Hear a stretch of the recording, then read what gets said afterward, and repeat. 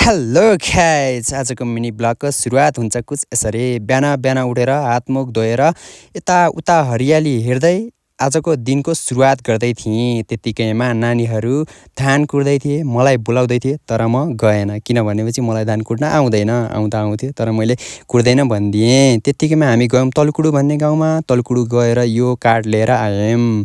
त्यतिकैमा म दाउरा जानलाई रेडी भएँ। आज दाउरा जान्छु भनेर सोचमा या हा गर्दै गएको म। अनि त्यतिकैमा बाटोमा फेरि भेटाएँ 2-4 जना बच्चा बच्चीलाई यहाँ दाउरा लिँदै थिएँ। अनि मैले त आइदिएँ म पनि चल्दिएँ। त्यसपछि हरियालीलाई यसो हेर्दा हेर्दै बाटो लाग्नु पर्यो भनेर लाग्यो। त्यतिकैमा फेरि माथि डाँडा गएर फेरि यो डाँडाहरूलाई फोटो खिचियो, भिडियो गराइयो। त्यतिकैमा फेरि नानीहरू सब हाम्रो गाउँको मान्छेहरू चाहिँ हिँड्दै थिए यी डोकासोका समातेर।